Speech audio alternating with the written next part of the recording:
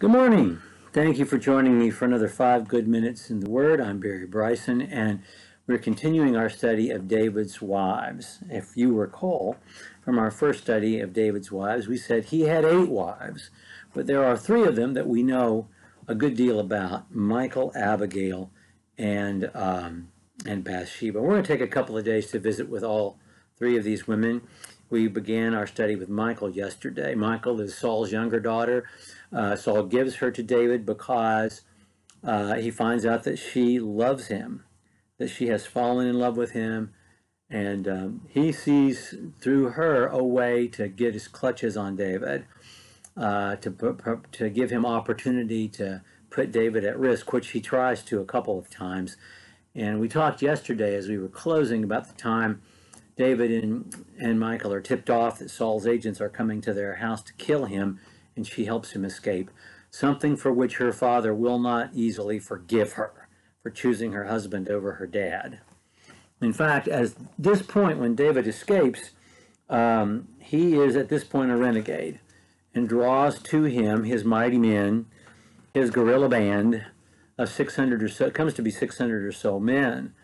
They're with him for years, and they spend their time defending the southern border of the kingdom against the Philistines and other forces.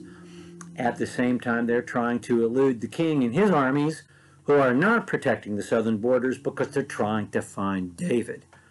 And so David and Michal are separated for many years, and to punish her and to punish him, her father Saul, in chapter 25, verses 13 and 14, gives her to someone else as a wife, gives her to a man named Paltiel, and she lives with Paltiel for many years. Evidently, she and Paltiel form a loving relationship and a happy home. Although it seems unlikely that they had any children, and we'll see that it seems to be communicated in the text later. But there's this really sad account, a few verses in 2 Samuel chapter 3. That are 3 of the most heartbreaking verses in all of the Old Testament, maybe even in all of Scripture.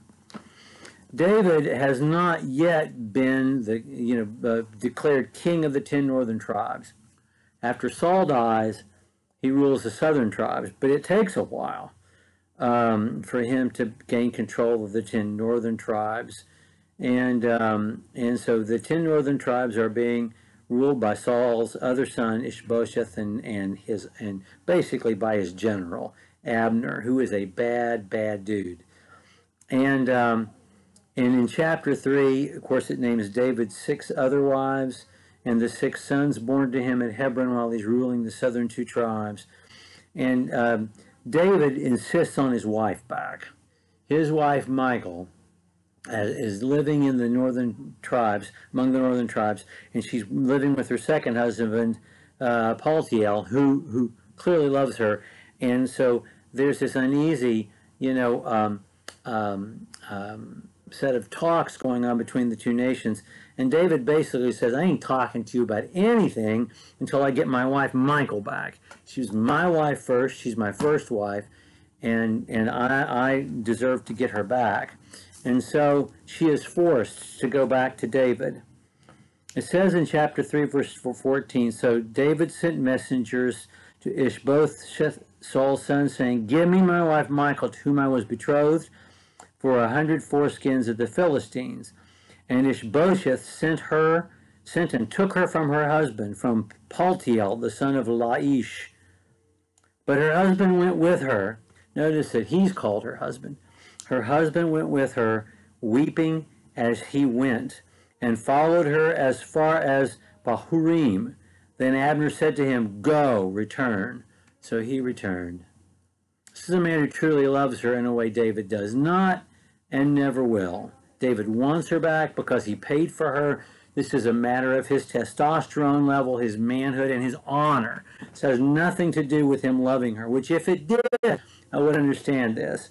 But it doesn't. It's all about, I'm the man, I paid for her, give me my property that I paid for. And so we get to see something of David's attitude towards women. Not necessarily the gentleman we would hope that he would be. The last time we meet her is in 2 Samuel chapter 6, and this is when the ark is brought back to Jerusalem, and David is so happy that the ark is brought back to Jerusalem that he dances before the Lord as it's being brought in on this cart, you know, and it's just this moment of pure devotion. It's sincere. David is just so happy to have the ark back from Jerusalem. If you'll recall, the ark has been gone since Eli's sons carried it into battle, you know. So it's been gone a long, long time. And now it's back. And David is dancing before the Ark of the Covenant. And so when David returned to bless his household, and he brings his household together with, you know, devotion to God filling his heart, it says, Michal, the daughter of Saul, came out to meet David, and she says, how the king of Israel distinguished himself today. He uncovered himself in the eyes of his servants' maids, as one of the foolish ones shamelessly uncovers himself. And David says to Michal, it was before Yahweh, who chose me above your father and above all his house to appoint me ruler over the people of Yahweh, over Israel. Therefore I will celebrate before Yahweh, and I will be more lightly esteemed than this, and will be humble in my own eyes. But with the maids of whom you have spoken, with them I will be distinguished. And Michal, the daughter of Saul, had no child to the day of her death. It's harsh. It's harsh what she says to David. David, this was a sincere moment that she has trodden upon. She says, you are out there showing your undies to the young girls in the streets. And David said, this is between me and Yahweh. And I will dance before my Lord whenever I want to. And I'm going to be humble in my own eyes and humble before him. Whether the young girls, I'm distinguished among them, I don't have any choice over that matter, and I probably will continue to be distinguished among them. But this is a matter of me and Yahweh and what God has chosen to do with me. This is not your business. And of course, we're told she was barren for the rest of her days. I've almost doubled our 5 minutes together, but Michal deserves this time. That she didn't have children is a judgment, I'm sure.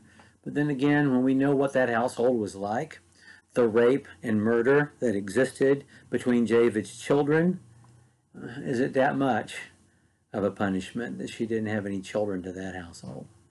Well, tomorrow we'll talk about Abigail. Thank you for joining me for now 8 good minutes with the Word.